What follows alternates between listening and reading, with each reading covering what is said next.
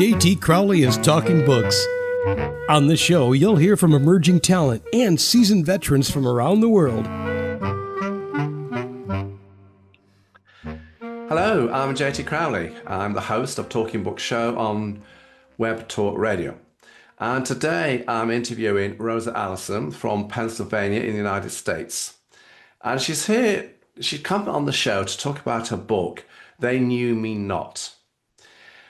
You'll find when you look at this book, it's a very short book, everybody. But as it says in my written introduction that accompanies this interview, the story within is carefully and creatively told over 16 chapters. And these chapters are very revealing and they're impassioned chapters and they pack a punch. Sometimes, big books have their benefits, but short ones can do the job just as much. And this is what's happened here. There's 66 pages in this book. That are around the chapters. The rest are around just the introduction, a few other bits and bobs. But it's those 16 chapters that are the key and the introduction, everybody. So, Rosa from Pennsylvania, would you care to come and join me on the show?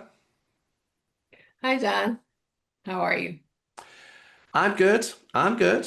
Despite the fact that it's gone 11 o'clock at night here for me in the UK, and I probably think it's only just early evening for you in Pennsylvania in the United States. Yes, it is. And that's why, everybody, I'm looking like I am, and Rosa is looking like she is. No comments. It's just Thank been a you. busy day, but there you go. Anyway, let's crack on with this interview and let's get this book out and let's give Rosa the opportunity to talk about the book and the story that is within. But before we do open the book, Rosa, I want you to tell us who you are, why the book, and more importantly, what was the story behind the story to this book? My name is Rosa, as you said. I wrote this book because at the time that I wrote it, it was while I was going through my divorce, and I needed to get it out. I had spent so much time, even from my childhood, holding things in. I didn't say much. I had to keep things between me and God, especially once I started pastoring. And once I started talking, I just could not stop. I found out that when I was younger, writing was very cathartic for me. So while I was going to therapy, I was explaining about writing everything down, and I said I wanted to write a book. And my therapist said, you know what, I think that'd be a great idea. I wanted the book to represent who I am as far as my transparency as being a Christian, and wanting people to understand and know that you can be human and go through things, and there's other people that may be going through the same thing or something similar. And I wanted them to know that they can get through it. Okay. Hmm. Let's let this book open, everybody. As I said, there are 16 very short, impactful chapters, but the introduction is just as powerful, and that's where I want to go first. And here, Rosa, I find you talking about who you were as a wife in those days, your pregnancy. You're talking about your pregnancy to your daughter, and you're you're talking about scriptural passages, texts from Proverbs, and I was wondering why Proverbs and not anything else, not any other scriptural texts. You've chosen Proverbs here. And your fascination with McDonald's cheeseburgers and nuggets. Well, I used that Proverbs just because it's one of the scriptures that is used a lot when we talk about women of faith, wives in particular. I always aspired to be that Proverbs 31st woman. And so this letter, it started out because I wanted to connect the reader with the emotion that I felt throughout this process at the end. And I also wanted them to understand that it wasn't coming from a place of malice. If you read the end of the introduction, it talks about how I didn't want this to be about attacking anyone, but about actually restoration and coming to a solace, a sense of solace with everything that had happened. But it was also a letter to my to the person that's the book is talking to, because a lot of times we don't see that in our spouses, the Proverbs. It wasn't seen in me. It's like, that's what I was trying to do. That's who I was. That is who I am. Okay.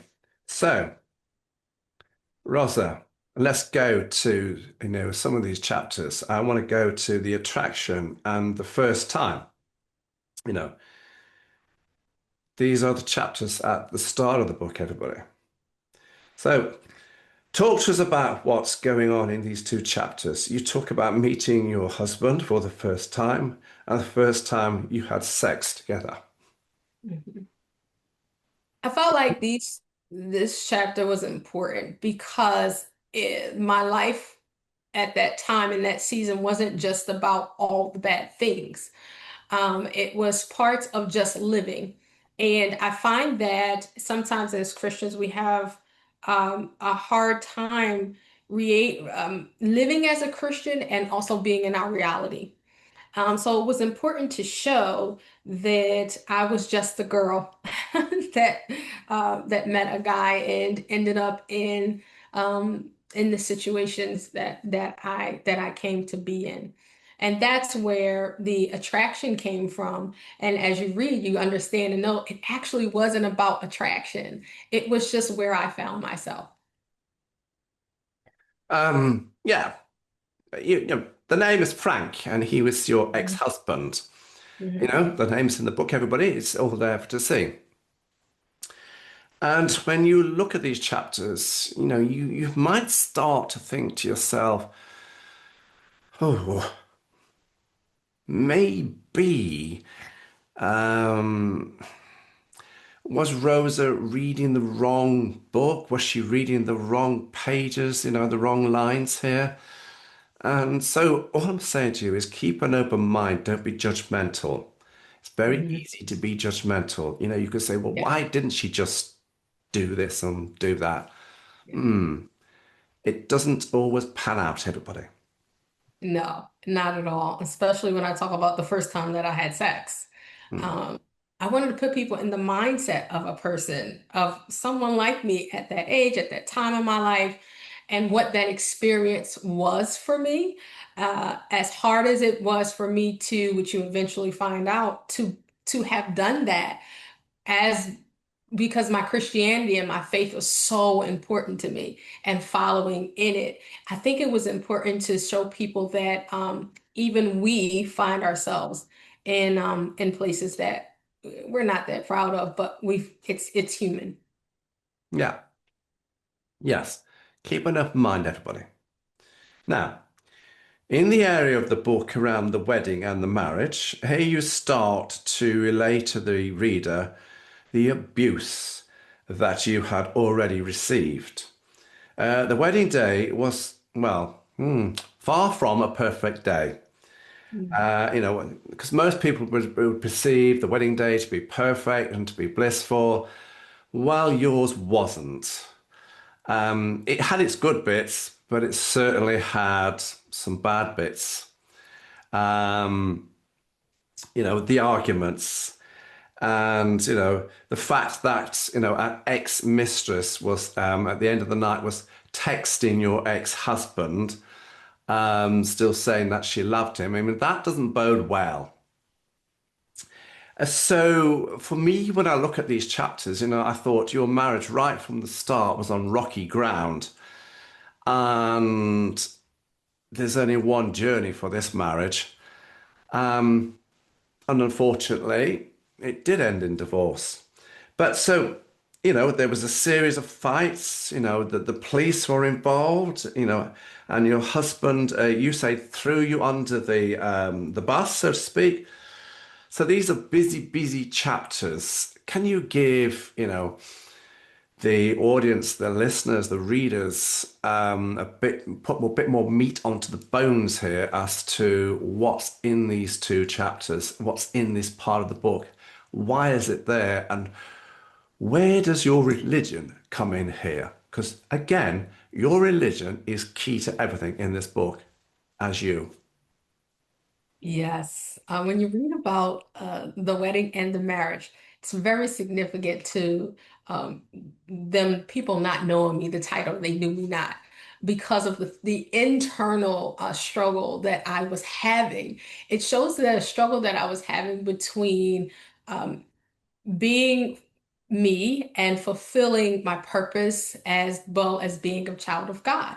I really convicted myself, excuse me, condemned myself for the things that happened that led me to that point. And so I tried to correct it myself. I got to a place where I believe I was punishing myself when God had already forgiven me. So I wanted to show this journey of how we have these internal struggles that we go back and forth with. And I wanted to show my relationship with God and how I was able to communicate with Him and lean on Him in those times where it was desperately needed. But it was still, even though He gave me grace, I still had this really strong internal like need to be perfect, to be pleasing, and to do what I believe was strictly following the word of God, even though I found myself, falling time to time. Also, I wanted to show the significance of the vow of being married, and how it's not always easy. I mean, mine even started off in a way that was wow. It was quite yeah. You got to read the book. It's really, really good. I don't want to give too much away, but it really does show that back and forth internal struggle. And then when you find yourself in these places, I've made this vow, I've committed to this person, and it's like boom, the shoe drops. And what do you do? Yeah, What? I think when they read the book, I think some of them, particularly some women will be going, why didn't she just pack the dress up there and, again, put it back in the suitcase and say goodbye? Um, you know, but as I said, it's very easy when you're not in that position. But yes, it was an eventful day, wasn't it? Your wedding day. Yeah. It's one of those things where that struggle, that punishing myself, really, you really get to see I could not let go of that. And what I was leaving in terms of what you read about in the book in turn, my family, it was to me at that point, it wasn't too much better than where I was. And that says a lot. Yes, I understand that one. I really, really do. Um, when you were writing this book, did you find it hard to write? Did you find it therapeutic writing this book? It was very difficult. I stopped many times because as I was writing, I got immersed in the memory. And I had to go, it brought me back to those places, those things and the feelings that I felt as I was going through it.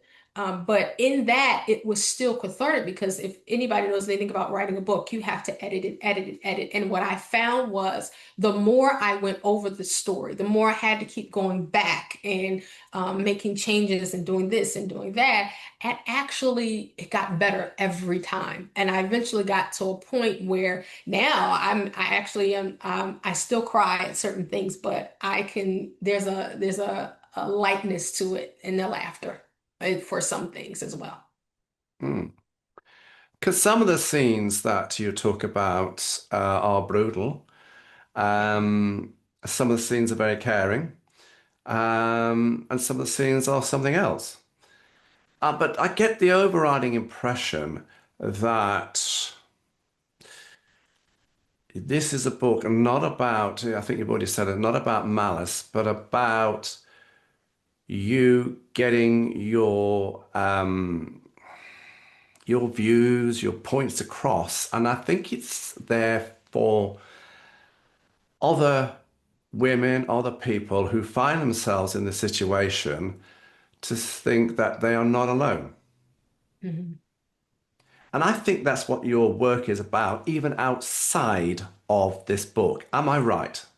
Yes, correct. You're very much so. I needed to So I grew up in a traditional church way of the faith of believing, where we had a lot of things and also cultural strict cultural beliefs. And most of the things that we experienced that we went through, it was kind of, it would always be like swept under the rug, or you didn't say much about it, or you adapt and you move on. So a lot of times you'll see a lot of people, even in my culture, they'll have the smile on their face and they mean the smile. But there is so much more that's behind it often. I find that I think I need people to understand that just because on I really believe in something, like I really believe that I'll say I'm blessed every time someone asks me how I'm doing. I really believe I'm blessed, but it doesn't take away from the fact that I'm still experiencing life. And for all those people who are struggling with that, here's a story that says, "Hey, yeah, I got you. Me too." Yeah, indeed. Now, when I looked at the area of the book around the mother, this is about your relationship with your mother. And as time went on, it was becoming increasingly more strained. And to put it in the position of having to say, you were put in a position of having to spend a week with your mother's boyfriend, Chad, which most people would think would be odd. Um, my mother's boyfriend and I, been put away for that's the wrong word, spending a week together, away from everybody else there. And most people, when they start to read this, are going, "Oh, this isn't going to go well." Mm. Um, and for most of us, it would be a very, very precarious situation, and it was.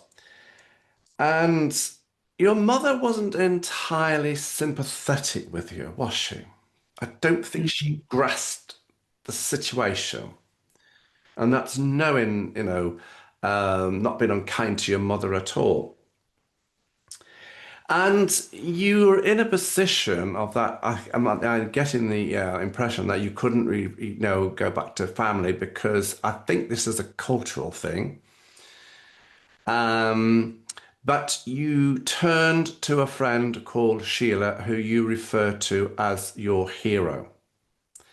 So I'm interested to learn, you know, to the contents of what's in these two chapters, the mother and Sheila, the hero. Mm, the mother and Sheila the hero are almost like contrasting characters, They are. wherein one is in her own battle. Well, both of them, the similarities, they both have their own battles. The contrast is that although Sheila has her battle, she still has R.A.Busayo at heart. She still wants the best for her. Wherein the mother, she is endowed in her own needs and selfishness and what you would expect from the care of a mother. It's not there, but it is found with Sheila, the hero. So it was a blessing in that although the character of Mother had her deficits for sure, it's the blessing is that Sheila was right there to be a lot of the things that the mother could not be. So are these two chapters in the book really to say to somebody, look, if you can't turn to family, try turning to friends? Yes. It says that, yes. And also, I want to bring in how we can, when we're in something, we're going through a specific trial, tribulation, we have a tendency to really pay attention to the people around us that are not, and the things around us that don't. But I wanted to bring out how God strategically, and this has been throughout R.A.Busayo's life, strategically had people there to kind of provide relief. And that was the thing that helped to keep me from going insane, to keep me from the darkness of the mother. It was that, and it was my faith. Um, but every child, every person needs someone that shows them some kind of love that goes beyond what you would just have for a friend. Sheila was not um, R.A.Busayo's by natural mother, but she had motherly attributes that I needed. Hmm. And sometimes that's the difference between how your life turns out, good or bad. Interesting. Hmm. And I think that's why those two chapters on there, that Yeah. they're everybody to say, look, this avenue is closed, but this one is open. And the hmm Lord is showing you this one is open. hmm I also wanted with those characters just to show as well that you can choose to take the good in your life and allow that to be what makes you you versus versus the bad. Because Sheila didn't have she wasn't perfect either, but she gave something that was very much needed, a love that was needed. Now, there was somebody in your life who played a pivotal role. And Rosa, I want to talk about your grandfather. Now, I believe he was the bishop of your church organization. This story is fascinating. Now, I don't want to lead the readers into this chapter. I want you to tell us about your grandfather, about this chapter, about what's here. The chapter of the grandfather exemplifies a pillar, um, someone who's firm in their standing and imparted so much into me that had such a great influence into who I am today, who I decided to be then, as well as who I am today. Um, and every time I think of him, I always think of him from that little girl who's looking up at this tall, big guy. That was, he was tough, he could handle his own, but he was so soft when it came to the love of his family. And he wanted to instill, he made sure he instilled values, morals, and love. And it was very iconic, very very iconic figure. But he had a red line, didn't he? Yeah, yeah. He did. He had a red line, everybody. You could go up to the red line, but cross it, you crossed him, Mm, hmm and you would face the consequences. Yeah. Mm. So he was a pivotal part of Rosa's life. He was a pivotal person, the grandfather, the He bishop. was, yes. Hmm. He was also, let me add a positive contrast to the mother as well, because of what I suffered from the mother versus a healthy way of, in terms of our culture, let me put it that way, a healthy way of being disciplined from the grandfather. that was also a contrast of, well, this is coming from, there's something that's coming from a place of the hard line, Yeah. which comes from a place of love. There's love behind it versus dealing with someone that um, you don't feel the love behind it at all. It's actually quite the opposite. Mm. Yes. Yes. And for me, this is what you are all about.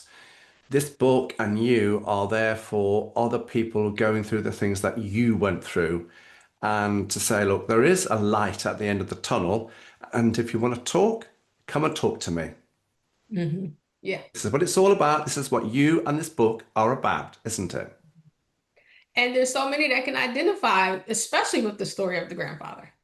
Hmm. Yeah. Now, um, I want to go to a couple of chapters in the book, and I'm going to ask you, are we okay to talk about these scenes? Because it's about you got one chapter which you head up the rape, and then the next one is the divorce.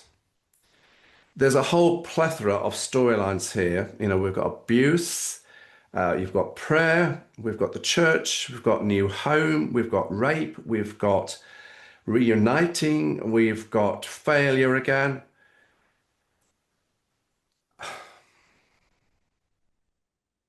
Yeah. Care to open up? Yes. I put it's hard topics, but I put it in here. I put it in the book because there's a need for them. There's a great need for us to talk about these things, especially from the perspective of someone being in Christianity. And, you know, when I look at the book, you know, this part of the book, I felt that, how should I say this? But I think what's got you through most of it is prayer. Yes.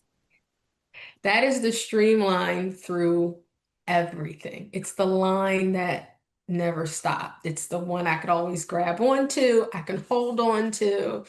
As long as I had that, I can get through anything. So, you know, as long as you had your faith, you know, your prayers, your Christianity, you could deal with the abuse, you could deal with the physical side of things, you could deal with the emotions that were racing through your, you know, through your mind and all the conflicts that you were facing. And this is why these two chapters are in, and, you know, Rosa and I agreed that we would include them because, as you heard her say, she needed to talk about them, but if you notice, she didn't talk a great deal about them, everybody. And if you want to know more, go and have a look at the book. Now,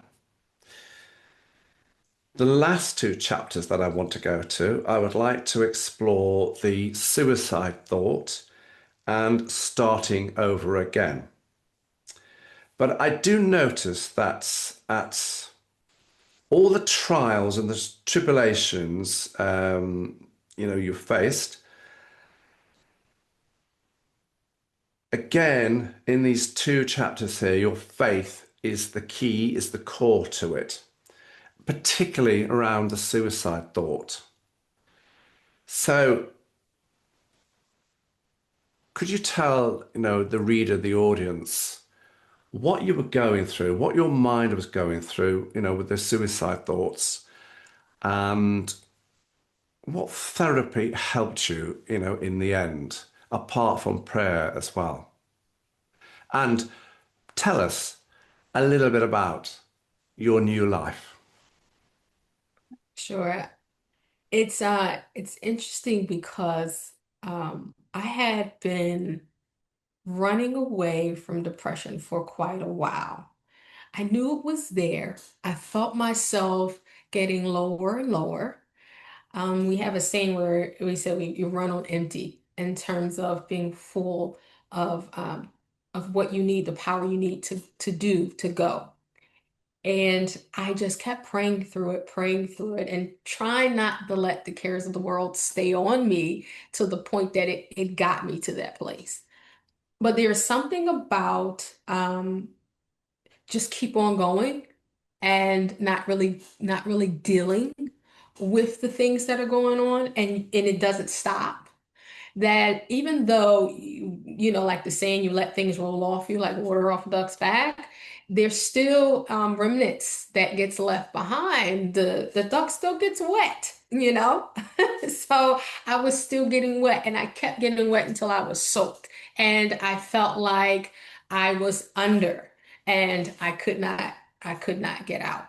And it's interesting. I wanted to put this in the book because there may be someone that says, but how can you be a person of faith and still end up depressed?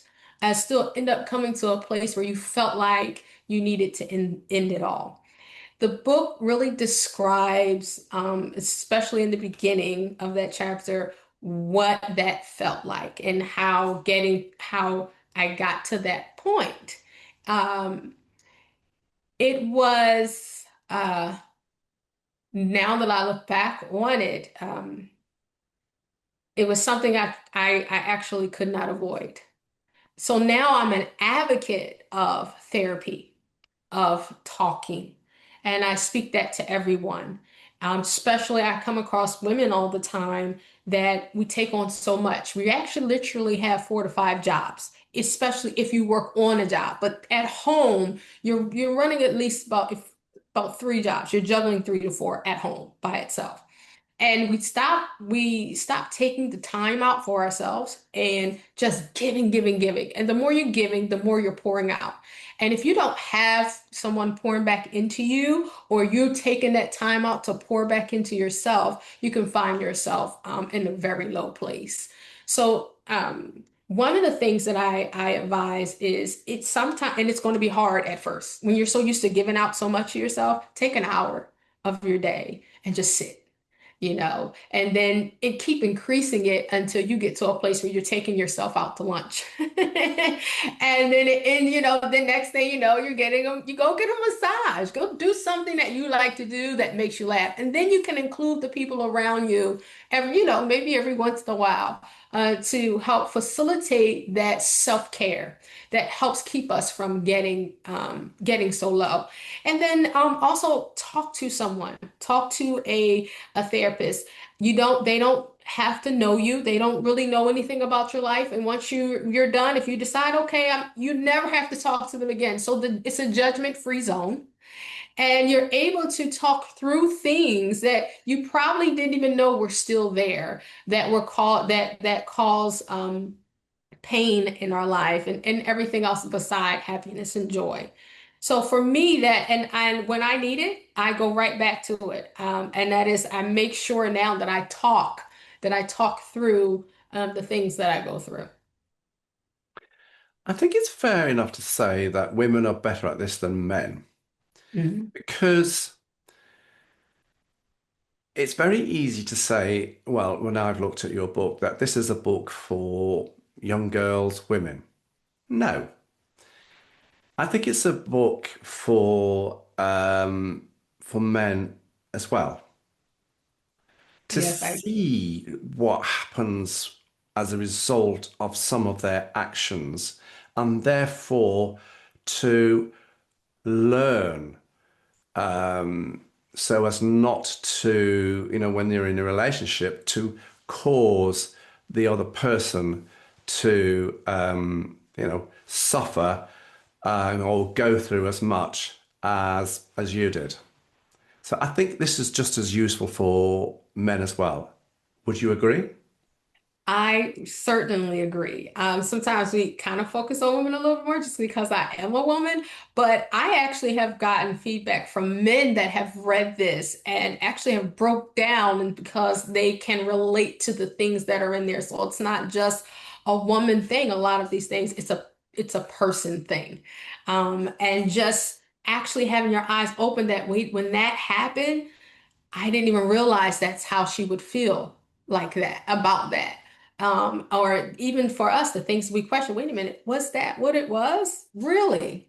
The conversation, the weight that we feel as we experience these things, and also being able to connect with some of the traumas that it not only happens to women, it happens to men as well.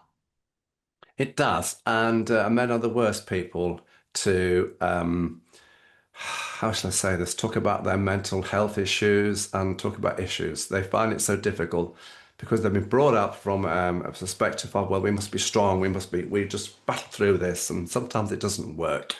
Yeah. And it comes out in the worst ways. It does. Yeah. Abuse, Hmm. violence, Yeah. alcoholism, Yeah. drugs. That's Yeah. where it comes out of. Um, so you'd like to see, both men, women and young men reading your book. Where can they get it from? You can purchase the book on Amazon.com and BarnesandNoble.com, as well as the publisher's website, xlibris.com. All I have to say to Rosa Allison, everybody, is thank you very much for coming on my show and talking to me about her book. Thank you. I'm JT Crowley. Thanks for listening. Wherever you're in the world, until next time, stay safe.